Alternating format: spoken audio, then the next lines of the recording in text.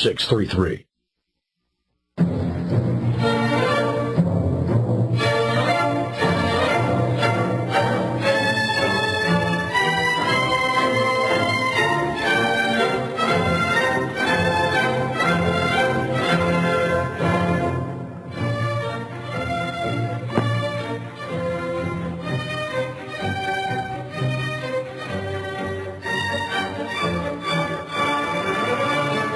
Welcome to this week's edition of World Crisis Radio. This is Webster Tarpley reporting from Washington, D.C. Now, the international scene has come into rapid movement over the past month, and especially in the last week or so. We've had some big events, right? Obama in Moscow, the Group of Eight in L'Aquila, Italy. Obama defeated on the global warming blackmail of the third world. China, India, and Brazil, representing the developing countries, say no to Obama's demagogic attempt to strangle their economic development and economic progress using the lunatic Malthusian argument of global warming, that people should give up the chance of a better life because some rich elitists gathering in Vail, Colorado, or some such place decide they want to change the weather.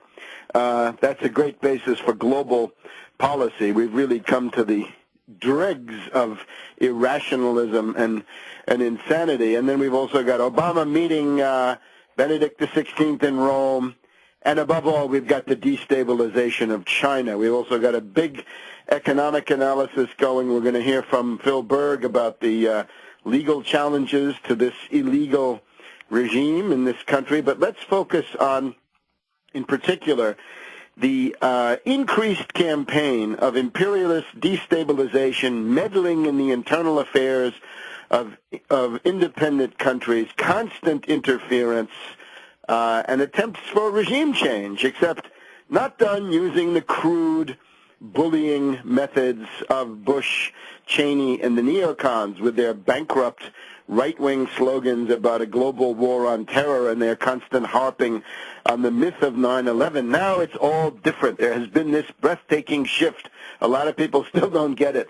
You're not dealing with neocons anymore. What you're dealing with now is the soft power group. And it's very interesting. About a year ago, give or take a month or so, Robert Gates of the Pentagon, Brzezinski's office boy from the Carter National Security Council 30 years ago, Robert Gates came out and said, from now on, it's not direct military action that we will rely on, but it is irregular warfare and soft power. Soft power is the wave of the future, and that's what you're seeing in Iran, and that's now what you're seeing in China, always with some kind of plausible deniability. Of course, not really, but for the average dupe around the world, there's plausible deniability. It's clear these things are all coming from the U.S. Again, Gates announced what you're seeing now, and that was that the era of direct military attack is over. You're too weak. Your military forces are on the brink of collapse. You're bankrupt. You're isolated. You're hated. And therefore, what are you going to do? You've got to use subversion. You've got to use the surreptitious covert operation method, but under left cover, right? Under the cover of human rights, nuclear non-proliferation, women's rights, humanitarian emergencies, lack of food, and so forth.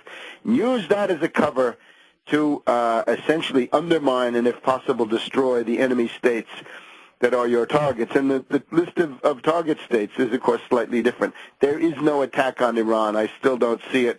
What you see every day is a big attack on Pakistan, which is only 2.5 times bigger with nuclear weapons, much, much worse than anything to do with Iran. Although don't tell that to the Persian intellectuals, right? The Iranian intellectuals with their tendency towards vanity, I'm afraid, who see themselves as the center of the world. Well, they're not. They're just another expendable pawn in the apocalyptic campaign of the Brzezinski-Nye soft power and the U.S. foreign policy establishment in general, which has now come around to this way of looking at things. Now, let's recall, first of all, in the past month, what have we had? A huge CIA people power coup, color revolution, velvet revolution, postmodern coup attempt in Iran around the dubious figure of this Mousavi. And it seems to have broken down almost completely, although CNN and the rest of them do their level best to perpetuate the illusion that there's still some kind of a mass movement against Mousavi beyond the rich elitists of North Tehran and the desperate housewives of North Tehran. So what it seems to me is happening now, there is, of course, a split in the camp of these mullahs, and this is good. This might be a way to get rid of the mullahs. Naturally, I'm not saying that anybody should do this from the outside. I think this is probably what's happening now on the inside under the influence of the attacks coming from without. And it's simply this. People forget that Ahmadinejad is a military man. He's the military and he's the secret police. There are some parallels to Putin, if you like, right? Putin coming from the KGB. In this case, it's the military people and the secret police, not that pretty. And, of course, he's nowhere near as intelligent as Putin, but still, if you get Ayatollah Rafsanjani, whose name is synonymous with the worst kind of corruption, even though now for the Associated Press, Rafsanjani is a reformer, you're going to have others, right, the various grand Ayatollahs of Qom, Grand Ayatollah Montazeri, and a whole collection of these other characters. If they insist on throwing in their lot with the loser Mousavi, here's the perspective. You go towards a military dictatorship, some kind of an Ataturk. The guy, Ahmadinejad, for all of his limitations, could take an Ataturk turn where he says the following: I'm going to have a dictatorship here, an authoritarian, bureaucratic military regime, but I'm dumping the mullahs. I'm dumping the mullahs, and I'm going to get some popular support from that. Because remember, the mullahs are the people with the morality police. They go out harassing women, imposing this suffocating regime that they have of complete hypocrisy and prudery and everything else that they have.